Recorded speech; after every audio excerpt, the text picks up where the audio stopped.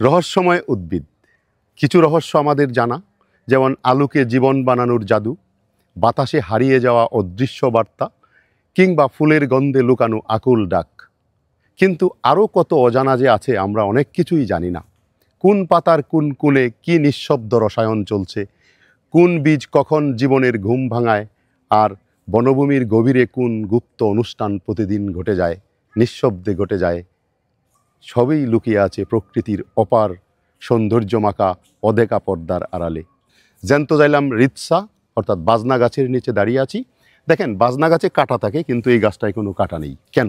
আসলে গাছের বয়স বাড়লে এর বাইরের স্তর এপিডার্মিস, পেরিডার্ম বা কর্ক বা ফেলামে রূপান্তরিত হয়।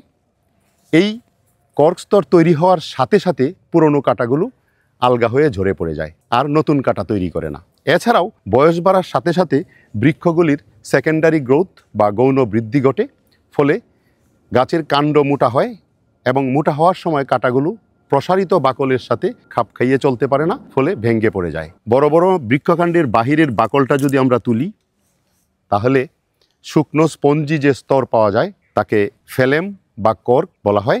এই যে কর্ক স্তর, এটা গাছকে পানি শূন্যতা থেকে এবং আগুনের তাপ থেকে রক্ষা করে, রোগ জীবাণু ও পোকামাকড়ের আক্রমণ থেকে সুরক্ষা দেয়। এটা বায়ুরোধী হওয়ার কারণে কাণ্ডের পানি বের হওয়া কমায়। গাছের বাকল কাটলেও ভেতরে জীবিত অংশ যেন নিরাপদ থাকে, সেই ঢাল হিসাবে এই কর্ক স্তরটা ব্যবহৃত হয়, এবং বাহ্যিক ক্ষত থেকে বিভিন্ন রকমের বৃক্ষকে রক্ষা করে। আসলে এই যে কর্ক, এটা একটা মৃত স্তর, শুকনো হালকা স্পঞ্জির মতো টিস্যু, তাই এটাকে কাটলে স্পঞ্জি মনে হয়। এই কর্কগুলির মধ্যে সেভেরিন নামক একটা ওয়াক্সি পদার্থ জমে এর কুশগুলি মরে যায়, যার জন্য এটাকে স্পঞ্জি মনে হয়, এটা পানি ধরে রাখতে পারে না। আপনি যদি হোমিওপ্যাথিক ঔষধ আগে কোনোদিন খেয়ে থাকেন, তাহলে হোমিওপ্যাথিক ঔষধের যে ছোটো ছোটো শিশি ছিল, সেই শিশির যে কর্কটা লাগানো হতো, এটা হচ্ছে এই কর্ক দিয়েই তৈরি করা হতো। এটার বিশেষ অর্থনৈতিক গুরুত্ব আছে। আগে পৃথিবীর বিভিন্ন দেশে এই যে উদ্ভিদ থেকে প্রাপ্ত যে কর্ক, সেই কর্কটাকে ব্যবহার করা হতো, এবং এটা বেশ স্বাস্থ্যসম্মত ছিল এবং খুবই টাইট হতো। আমাদের দেশে এছাড়াও এটা দিয়ে বিভিন্ন রকমের কাঠের বোর্ডের ভিতরে প্রোটেকশন দেওয়ার জন্য এই কর্কটাকে ব্যবহার করা হতো আগে।